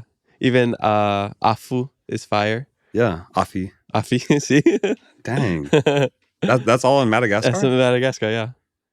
That's so fascinating. That blows my mind. Yeah. And it's interesting because it's like, is it a coincidence? Maybe, but the fact that there's that many words that are similar. Yeah. Even some of the pronouns like ahu, au. Dang. Yeah, I don't know what it is in Samoan, but I'm sure it's similar. And there's like tatau. Yeah, so I'm sure there's like a lot of other ones that I just don't know about. But yeah, that's why I haven't spent time in the other Polynesian islands, but it'd be really cool if we do podcasts there and I can learn some of the language. Even like Te Reo Maori. Yeah. If I went to New Zealand, because that's really similar to Hawaiian as well. Right. Yeah. Right. You definitely need to go to Samoa. And you need to go to Hawaii, which is the big island. Okay. I'm from the big island, so it makes sense. Well, Hawaii. Yeah. But you need to go to Hawaii. And you drive around there and everyone has so in the front of everyone's house, Well, first, any village you go to has what's called the malai, and that's just like an open area, and all the houses face each other. Oh, okay. And at the very front is it's called a fale Samoa. It's a traditional Samoan house with like the pillars. Fale. Yeah. So as the pillars, that is actually the guest house. So if a traveler is walking and they need to rest and spend the night, they can walk into any one of those. Oh, really? And sleep there. Yeah. For free? Right. Wow. Yeah. That's a huge part of the culture. Like you make your guest house the biggest house. And then behind the guest house of each family are all the family homes. And so it goes back into the farms and the plantations. Wow. Kind of like Hawaiian culture. Yeah. But you drive around the whole island and it's beautiful. And it's all just it's all still traditional over there. And it makes me think a lot about Hawaii. Like I was actually in so many, I mean, we're getting off topic here, but in so many times I was just like heartbroken thinking about what Hawaii used to look like. And in Samoa, so in Hawaii, they have a law, no one can own the land. Oh, that's cool. It's all, what's the word? It's all I don't even know. I can't think of the word, but no one can own the land. You can lease the land, but no one can own it. And that's their way of protecting that. And then in Upolu, you have to be Samoan to buy land. I wish that. And same with Aotearoa, you have to be from there to buy land. Really, yeah. So you see that, and you see how much they've preserved, and you look at what was done to Hawaii, and it just makes your heart ache. Yeah. And I had to like stop thinking about it because it was just getting me so mad while I was in Samoa. And like, yeah. So I have so much, because growing up here, I have so much love for these islands. 'Cause this was my home. And I have so much gratitude to Hawaiians because they've let me and my family share the space with them, their land with them. Super cool. So, anyway. Nice. But I don't know why I'm getting emotional right now. But I mean, it is something that means a lot to you and I and a lot of people listening to this, especially the people who, didn't get a chance to really grow up in the islands. There's so many people that listen to this podcast that they're part of the diaspora where, they had to move away to Vegas or, somewhere, Utah, just because they couldn't afford living here. So they always have that pull to come home, or they have this desire to reconnect or learn more about their culture, even though they don't live in a certain place. Like that one question was, how do I embrace the culture when I live in the mainland? So I think it's a real thing. And I unless we figure out more ways to make money, or they do something about the housing here, I don't know what's gonna happen. I live around here. I see a new high-rise being built every single day. Yeah. So it's saddening, but hopefully we can figure out a way to coexist with it. I agree. And there are great things that have happened in recent years. The fact that there are so many Hawaiian speakers today, I think that's so impressive. Especially with the language. And you start to see where Hawaiians are making leaps and bounds and like reclaiming the culture here, and you just want to see more of it, but it's happening. Yeah, totally. Yeah. I mean, I've seen the growth from when I was a kid until now, and it's super incredible. I mean, right now, February is Hawaiian Language Month. We got our own month. We got the language in Duolingo, a lot of steps. Yes. Yeah. What is your connection to your Samoan side? Like, is your dad like from Samoa, or are you both your parents, or? No, my mom is actually like half Ukrainian Jewish. Oh, wow. And German and English. Wow. Yeah, born and raised in California. Wow, crazy. My dad is from Samoa, from Polu. Nice. And so they decided not to teach you the language, or is it because you weren't living over there, they didn't teach it? I think it was the time, because most of the Samoans in my generation who grew up both here in the United States or in New Zealand or Australia, there's a ton of Samoans in all those places. Very few of us speak Samoan. And so even my first cousins who are full Samoan don't speak Samoan. Yeah. And I don't know, I think part of it was our parents coming from Samoa, where they went to schools where you were punished for speaking Samoan. You had to speak English. And that happened here too, right? And it's a good way of stamping out a language. And so coming here, where English was the predominant language, they thought, okay, why would we teach our children this old language that's not going to serve them in this new world? So that was the mindset of my dad and his siblings. And from what I've talked to, the other people I've talked to, like most Samoans in that generation thought that way. Yeah. Yeah, it happens a lot, especially with like other languages, Korean, Japanese, Spanish sometimes. Yeah, it just made me think because like Samoans or Polynesians living, in the United States. I remember, I think this was like 2 years ago or something. I got a random text from somebody. It was like the wrong number, but they said something in Samoan. So I understood it. Then I looked up how to respond to it, and I responded in Samoan, but I said it was the wrong number.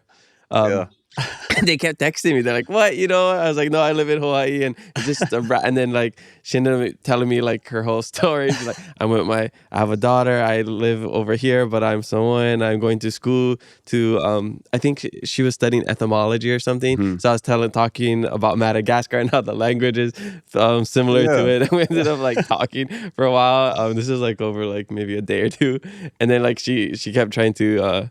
Text, and we had no idea how each other looked, but it was just so funny that, like how you say, you kind of like when you meet somebody, you try to find these connections, and like a random mistext that I got ended up finding some sort of connection and like bonded over that. Just because of our culture. So it's so interesting how that can happen. Love that. Did you guys ever meet? Oh no, it was literally just like a day, and like I think she kept trying to text, but I was like, all right, like I'm not trying to talk to you. I'm just like, I just wanted to share those information. So I just stopped responding.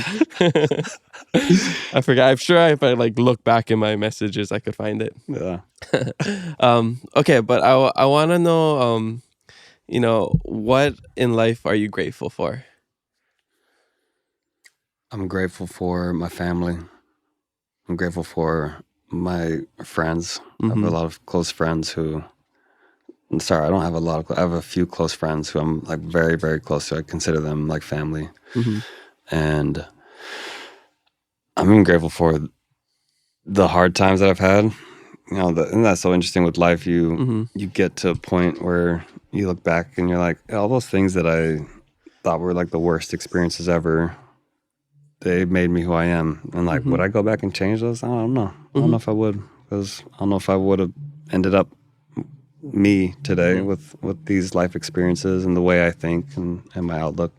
Yeah. So yeah, I'm grateful to be alive. I think life is such an interesting roller coaster, and maybe this is it, and this is heaven. This is the paradise we were promised, and we needed the ups and downs to actually enjoy it. Because if it was just perfect all the time, probably wouldn't be that exciting. Well, we don't learn from success. We only learn from failure. Yeah. So I think we need those, Yeah, you only grow from resistance. Yeah, exactly. So sometimes you got to go through that. Yeah, I love that. Okay, so I want to know what's the next 5, 10, 20 years looking for you, or maybe not even that long. Like, what does the next year or two? I know you're just getting started in like the acting industry. I know you just started a podcast with Crit. And I don't know the other lady. Tia. Yeah.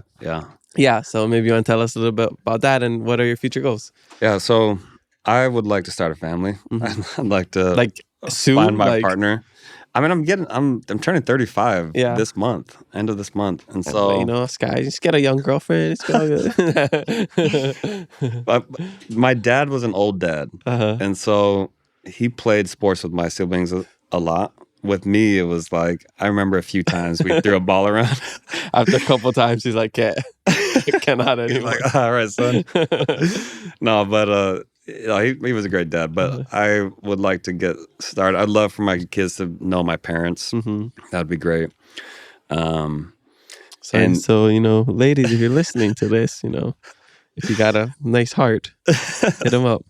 And also know that it's a superpower. Yeah. I feel like I would be a lot more focused if I had, my person, and then now that's like set.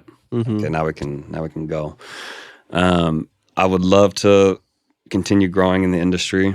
I'm hoping that this Moana movie, when it's released, that'll open up more doors.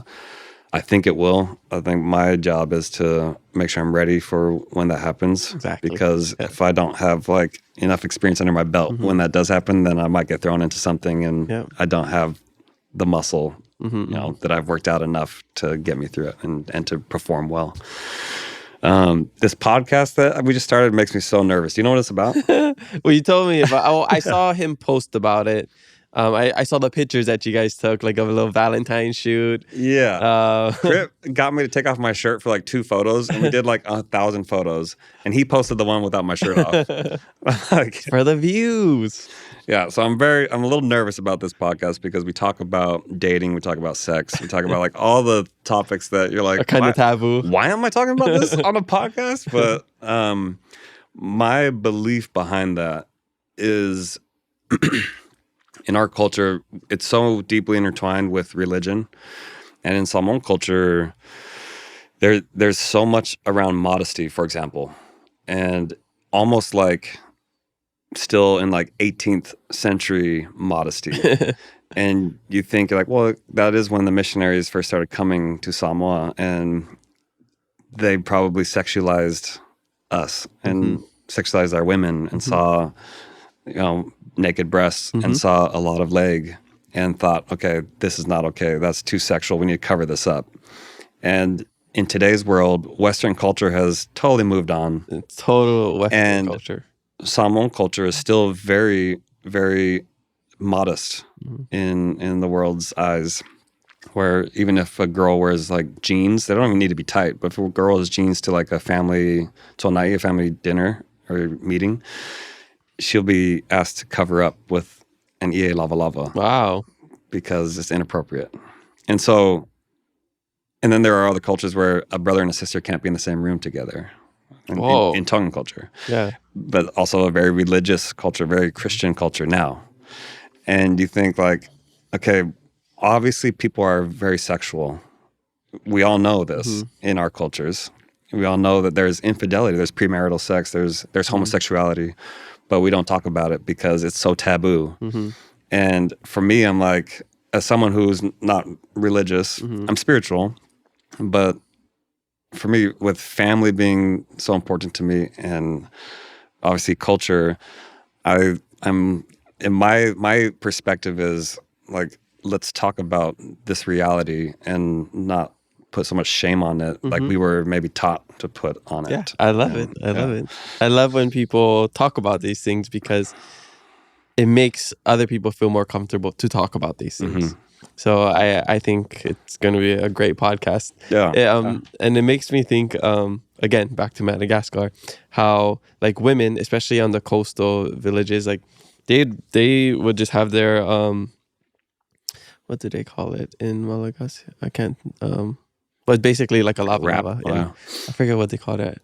It's been so long. But yeah, and sometimes they just have their, they won't have a shirt on, or breasts, like people would breastfeed, like they just like pop out a titty and just like breastfeed right like at a school, like and it's so normal there.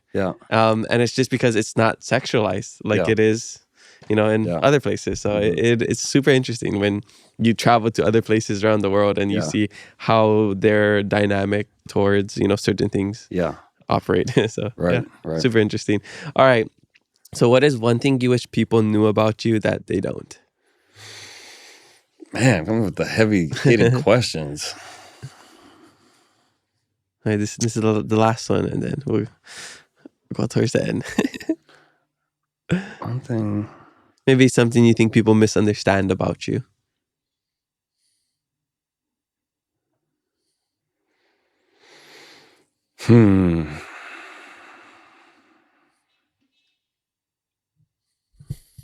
Oh, I mean, well, this is the first thing that comes to mind. It's kind of like,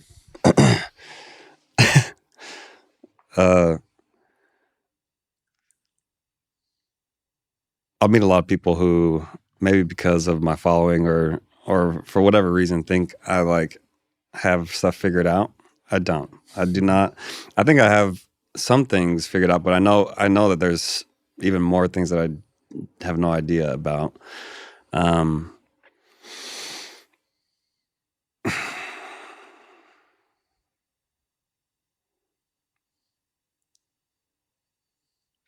Yeah, I don't know. I don't know. I think that's a very real, honest answer. I feel like social media has become a space where we can pretend like everything is okay, especially when it comes to relationships. You know, my girlfriend and I had a friend like posting all about her boyfriend, was so happy, so in love, all of this, and then behind the scenes like terrible relationship. Yeah. Yeah. And then Jordan tells me in the music industry, like we see these really popular musicians or how awesome their shows look or whatever they're doing, but they're not even making that much money because of certain like label deals or record deals that they had, depending how they did it or whatever it is. So it's a lot of what we see in life that I'm learning, smoke and mirrors. Yeah. Total smoke and mirrors. Yeah. I've had some friends who are like, man, like you're living this awesome life, and you're going to all these events, and I'm like, dude, what, you're like, you have a wife and kids, like, and you get to come home to them every night, like that. To me, like that's incredible. Yeah. That's amazing. And obviously, I don't know what life is like for them, like on a deeper level, but we talk, and so I know I have a general understanding of what their marriage is like and what it's like with their kids, and it is awesome, and it is something that I want. Yeah.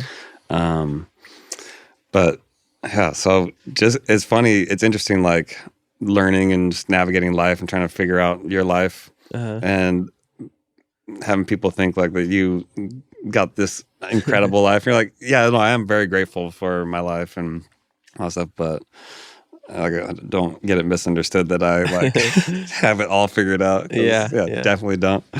And I think a lot of it is equated to money. Yeah, so I think people, like, if they see you living a certain way or doing all these things, they're like, oh man, must be making really good money or like doing all these things. Like for me, prior to, I don't know, like these last couple of years, like I had a lot of success in what I did. I paid off my loans, I did Peace Corps, I started businesses, but like I wasn't making any money. Yeah, I volunteered 3 years of my life, didn't get paid. So like to people, it's like, wow, you're doing. I would get messages like, oh, you're doing so great. Love seeing you do all of this, but I wasn't like making any money. So it wasn't until just like kind of recently where I actually got to a point where like I'm comfortable. But before that, it was like, 1 year I think I made like 20,000, 30, and that was like the most I've ever made. Yeah, no, I get that. In the years that I was making the most money, like I bought a house. I have a house in Utah that I rent out. That was like during my most depressed time in my life. Like, and I saw a lot of people with money who were not happy and did not have good home lives. And then I'm back here and struggling, trying to make it work as an actor and just trying to figure things out. I'm definitely happier. But so for me, I don't always equate money to happiness now. Now, especially coming back here and being in this culture back home where, relationships are the gold currency. That's the gold standard. Like how strong is your family bond and your people in your life? How well do you treat people? How well do you give aloha? And your network is your net worth. Yeah, especially here. Right on. Well, for sharing that. Okay, before we start to wrap up, I gotta know, what is your life hack? Were you able to think of one? Man, I've been stressing about this all night, and then this morning I was stressing about it some more. So I had a really good idea, and then I fell asleep. But another one that I thought about was can I swear on this? Yeah. So it's the fuck 'em mentality. And it's not like fuck them. It's not like out of anger. It's more of just a way to detach yourself from everyone else's opinions and all the noise that might be happening, and sticking with what you believe is right, and having that confidence in yourself that this is going to work out. And there might be people doubting, but it's okay. Yeah. I love it. You gotta have that. You gotta have that, especially when you start to get into the social media realm where people start to judge you and have all these comments. Oh man, Yeah, you just gotta ignore all of that. I usually it doesn't get to me. I recently had someone say something to me that like kind of got under my skin for a little bit because they're like, do you know what cringe means? And I was like, yeah, I know what cringe means. They're like, your social media is cringe. And I was like, okay, thank you. That's just a perspective. Yeah. That's just a And I was like, perspective. There's a lot of people that don't think that. Yeah. Yeah. That's just gotta read the 4 agreements. Don't take anything personally. Yeah, that's right. Yeah. That's right. Okay. I got my last fast fave 5 questions. These are rapid fire answers, okay? Okay. Favorite sports memory? Winning a state championship. Nice. Yeah. Favorite guilty pleasure?